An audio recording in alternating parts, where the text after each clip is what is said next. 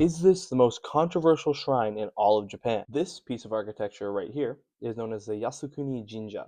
It's a Shinto shrine located in the heart of Tokyo, more specifically Shidoya. Shidoya houses many different important landmarks in the big ass metropolis that is Tokyo. For an example, fucking anime land. But what's wrong with this shrine specifically? And I know what you're thinking.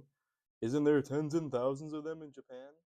Yeah, but this one's special. Founded in 1869 and fully constructed in 1886 under Emperor Meiji, the Yasukuni Jinja, or Yasukuni Shrine for us English tongue mammals who can't even fucking pronounce Chipotle, exists to honor the fallen and the dead from all the wars that Japan has taken part in over their long, rich history.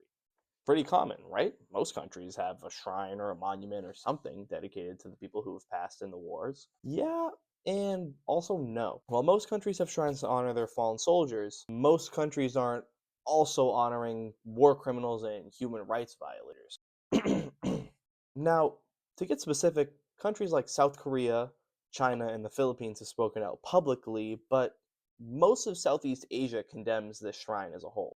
And that is because of the things that their people suffered at the hands of some of the names that are honored on the shrine. Now, is this to say that the idea of the shrine is terrible? No. Is this to say that most of the names on that list are heinous war criminals? Also, no.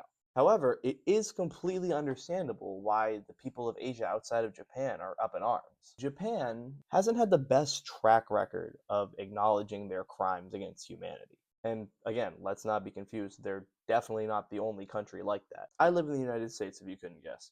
And we've actually been having our own similar problem in the form of Confederate monuments and statues. And if you don't know what the Confederates did, you probably don't have to rack your brain too hard to figure out why they're similar.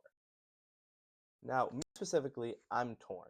And that's because I think there's a value to these monuments existing. Because I think that the dark history behind them needs to be taught, and any opportunity to have them plastered out for anybody to see can be used as a teaching point.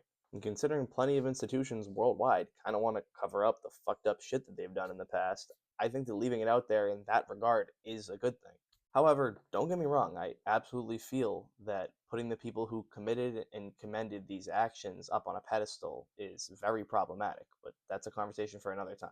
On accord of our good old pal, the Yasukuni Shrine, what we're talking about here today, I really think that Japan needs to find a better way to honor its fallen heroes without lumping in some of the literal worst human beings to ever walk the earth. And if you'd like me to cover some of those crimes in more detail, I'd love to talk about it. Just let me know. I'll make another video. I'm not kidding when I say that some of these guys were so bad